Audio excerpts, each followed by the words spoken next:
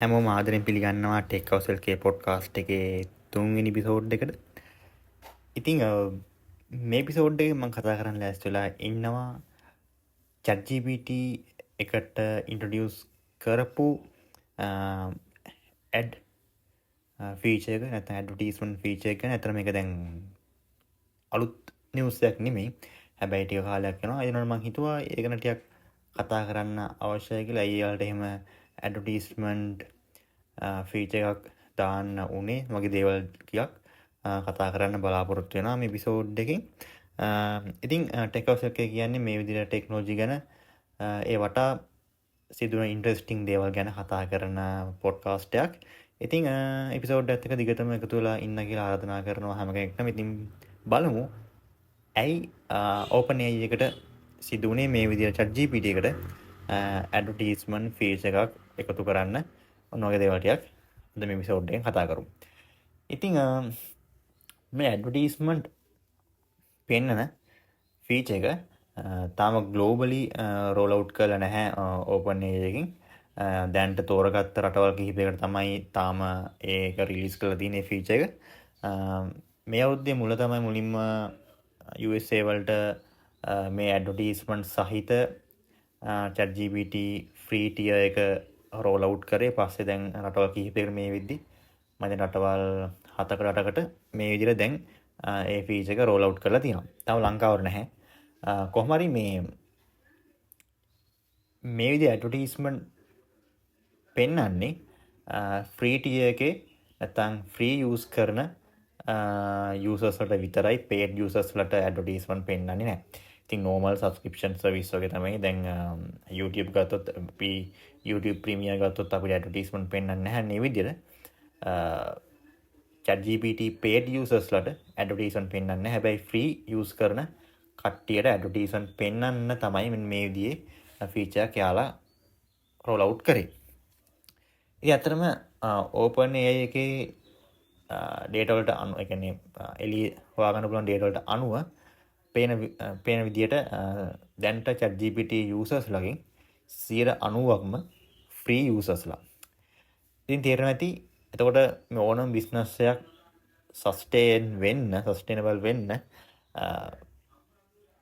Income එකක් ඒ company එකට වලට එන්න ඕන. ඉතින් OpenAI කියන්නේ කම්පැනියක් නේ. ඉතින් ඒකත් එක්ස්පෙන්ස් තියෙනවා. ඒක දේවල් තියෙනවා. ඉතින් ඒකත් ප්‍රොෆිට් අවශ්‍ය වෙනවා. ඉතින් OpenAI එකේ ප්‍රධාන ප්‍රොඩක්ට් එක තමයි නැත්නම් මේන්ම ප්‍රොඩක්ට් එක තමයි ඉතින් මේ ChatGPT කියලා කියන්නේ. ඇත්ත යාලගේ වෙනම LLM මොඩල්ස් තියෙනවා. ඉතින් ඒ මොඩල්ස් වෙනවා API හරහා ලබා දෙනවා. ඒකත් එක බිස්නස් මොඩල් එකක්. ඊට අමතරව ප්‍රධානම යාලගේ ප්‍රොඩක්ට් එක තමයි ChatGPT.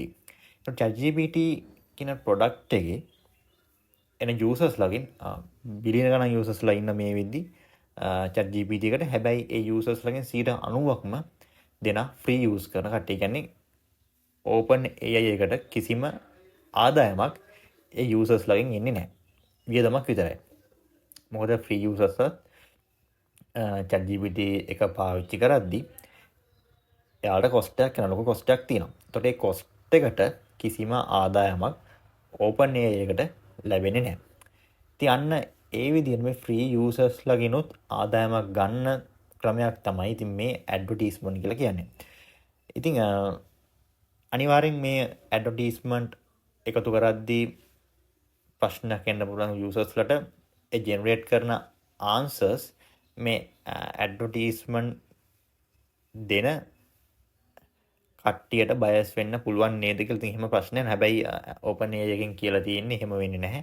අපි මොකක් හරි කරන සර්ච් එකකට නැත්නම් ඒ ChatGPT යූස් කරන දෙයකට රෙලවන්ට් වන අදාළ ඇඩ්ස් තමයි පෙන්වන්නේ. එහෙම නැතුව ඇඩ් වලට ගැලපෙන විදියට රිසල්ට් එක වෙනස් කරලා දෙන්නේ නැහැ කියලා යාලා පැහැදිලිව කියලා තියෙනවා. ඉතින් එහෙම කරන්න කිසිම හේතුවක් නැහැ අනිවාර්යයෙන්ම. ඉතින් මම මේ ගැන හොයද්දී පේන දෙයක් තමයි 2024 data වලට අනුව ChatGPT එකෙන් නැත්නම් OpenAI එකට එන $1 revenue එකකට එයාලට cost එක යනවා $2.25.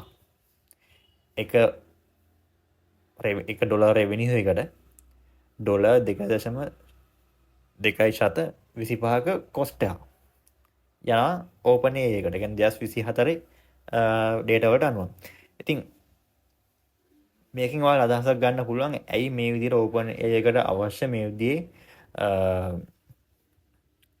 ඇඩ්වර්ටයිස්මන්ට් ෆීචර් එකක් එකතු කරන්න ඕන කියලා.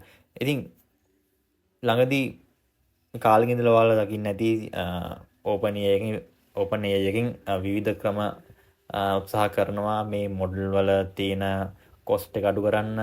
එතකොට ඒවා ඔප්ටිමයිස් කරන්න. ඉතින් ඕපන් AI විතරක් නෙමෙයි ඇන්ට්‍රොපික්, Google මේ හැම AI ෆර්ම් එකම උත්සාහ කරනවා යාළුවා තියෙන කොස්ට් එක අඩු කරන්න. මොකද මේ හැමෝටම තියෙන ප්‍රශ්නයක් තමයි මේ large language models train කරන්න සහ ඒවා use කරද්දී තියෙන cost එක.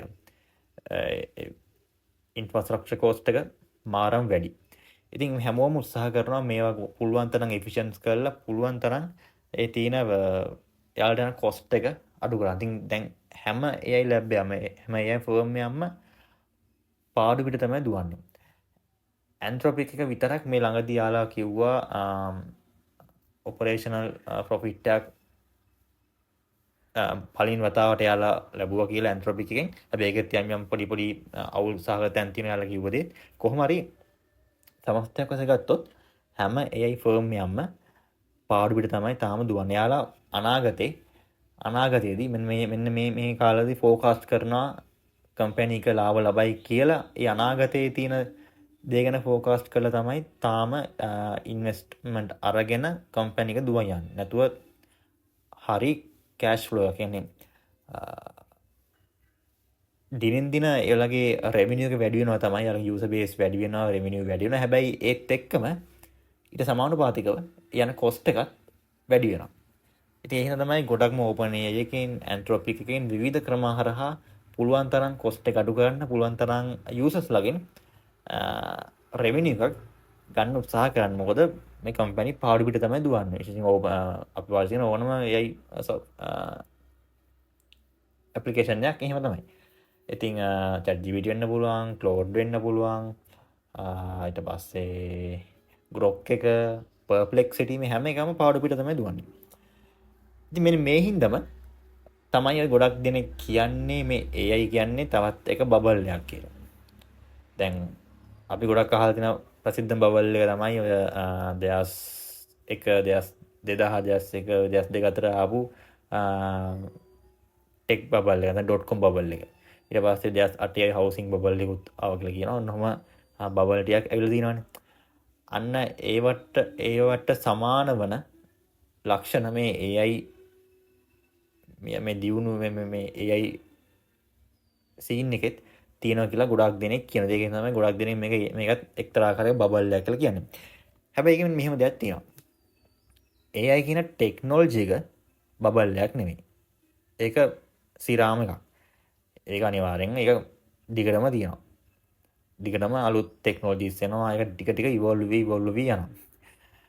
ගොඩක් දෙනෙක් බබල් එකක් කියලා කියන්නේ මේ AI වටා ඇවිල්ලා තියෙන ඉන්වෙස්ට්මන්ට්. ඒ කියන්නේ ඔයාලා දකින්න ඇති ගොඩාක් AI related companies එනවා.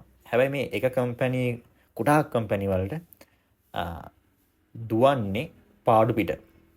හරි රෙවෙනියු මොඩල් එකක් නැහැ. හරි බිස්නස් මොඩල් එකක් නැහැ. කියන්නේ සස්ටේනබල් බිස්නස් මොඩල් එකක් නැහැ. එයාලා කියන්නේ මෙන්න යම් කාලයක ෆෝකස් කරලා යම් කාලයක අපි ලාභයක් ලබනවා.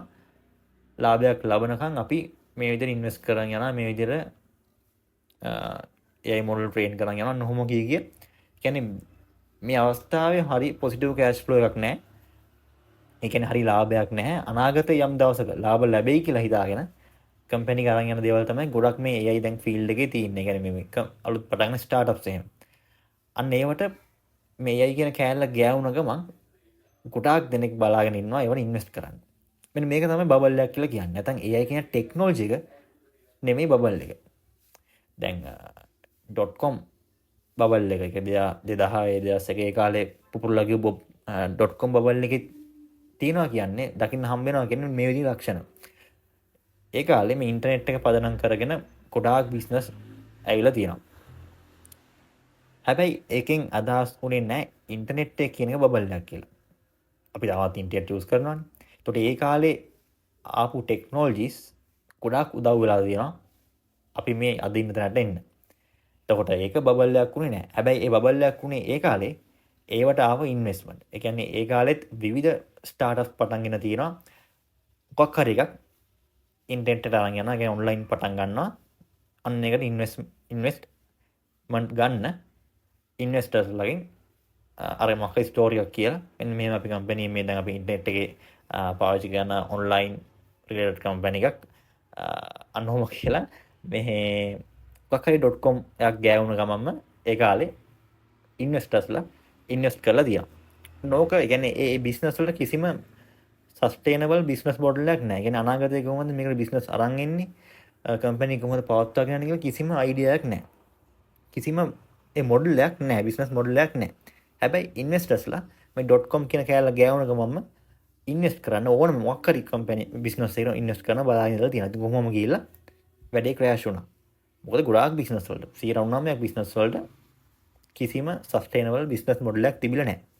ඒකෙන් කිහිපයක් විතරයි හරියටම හරි බිස්නස් මොඩල් එකක් එක්ක ඉස්සරහට ඇවිල්ලා තියෙන ඒවා තමයි. ඉතින් Amazon, Google අපි දැන් දන්න ටෙක් ජයන්ට්ස්ලා තමයි ඒ කාලේ ඒ .com බබල් එකෙන් සර්වයිව් වෙච්ච කට්ටිය. දැන් ඒ කාලේ ඒක බබල් එකක් උනේ ඒ ඉන්වෙස්ට්මන්ට් සහ යදාලේ කැපිටල් මාකට් එකේ තිබ්බ දේවල් ටික විතරයි. නැතුව ඒ ඉන්ටර්නෙට් කියන ටෙක්නොලොජි එක නෙමෙයි බබල් එක. දැන් මේකෙත් මෙහෙමයි. දැන් මේ AI කියන එකෙත් AI ටෙක්නොලොජි බබල් එකක් නෙමෙයි. ඒ වටා ඒ AI කියන දේ පාවිච්චි කරලා එන ස්ටාර්ට්අප්ස් වලට එන ඉන්වෙස්ට්මන්ට් සහ ඒ කැපිටල් මාකට් එක තමයි දැන් මේ ටෙක් බබල් එකක් මේ AI බබල් එකක් කියලා ගොඩක් දෙනෙක් කියන්නේ. ඉතින් ඒකට ඇත්ත කියලාත් හිතෙනවා එහෙම නෑ කියලාත් හිතෙනවා. ඉතින් අපි ඒ ගැන වාද විවාද වල තේරුම් ගන්න. ඒක ඇත්තටම කොහොම වේද කියලා කියන්න අමාරුයි. හැබැයි ලොකු ලක්ෂණයක් තියෙනවා එහෙම ඒ පැත්තට බර වෙච්ච ඒ කියන්නේ මේ ඉන්වෙස්ට්මන්ට් පැත්ත ගොඩක් සස්ටේනබල් නෑ.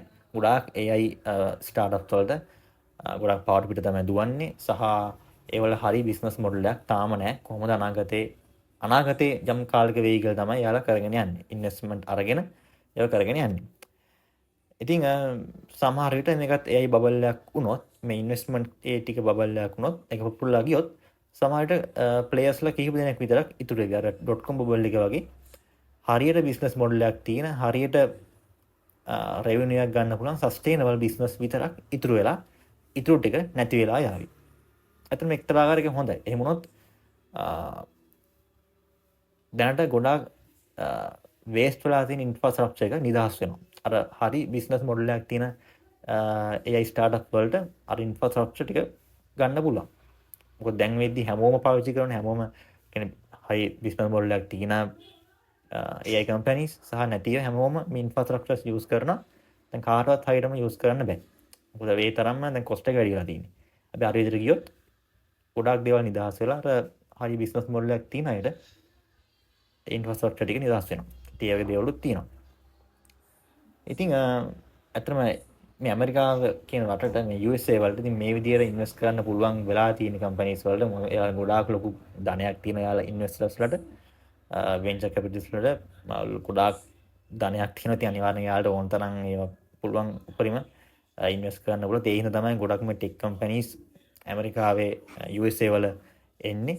මොකද යාලට ඕන තරම් ධනෙ තියෙනවා. දැන් චීනෙත් දැන් මේ විදිහට ගොඩනැගින යනවා. මොකද එයාටත් දැන් ලොකු ධනයක් තියෙනවා ඒ රටටත් චීනෙටත් ඇමරිකාවට වගේම ඒ රටේ ගොඩාක් කම්පැනිස් තියෙනවා ඉන්වෙස්ට් කරන්න පුළුවන් මේ ස්ටාර්ට්අප්ස් වලට. ඉතින් ඒ රටවල ඉතින් එහෙම වෙන්නේ ඒ විදිහට සල්ලි තියෙන හින්දා. කොහොම හරි මට කියන්න ඕනුනේ මේ OpenAI එකේ මේ ChatGPT එකට මේ ඇඩ්වර්ටයිස්මන්ට් ෆීචර් එකක් අරන් ඒම OpenAI එකෙන් පැත්තෙන් බලද්දි ගොඩක් සාධාරණයි. මොකද යාට රෙවෙනියු එක අරන් එන්න ඕන මේ ෆ්‍රී යූසර්ස්ලගෙන්. නැත්තම් හැමදාම ෆ්‍රී යූස් කරන් දෙන්න බෑ ෆ්‍රී යූසර්ස්ලගෙන්. මොකද ගොඩක් පාඩු පිට තමයි යන්නේ. ඉතින් තේරෙනවා ඇති. ඉතින් මට අතන කතා කරන්න ඕනුනේ මෙන්න මේ එනවේ සිදුවීම මේ OpenAI එකෙන් මේ විදියට ඇඩ්වර්ටයිස්මන්ට් අරන් එන එක සහ මේ AI බබල් එක වෙන්නේ කොහොමද? ඔය දේවල් ටිකක් තමයි මට මේ එපිසෝඩ් එකෙන් කතා කරන්න ඕනේ. පොඩි එපිසෝඩ් එකක් වෙනදට වැඩිය.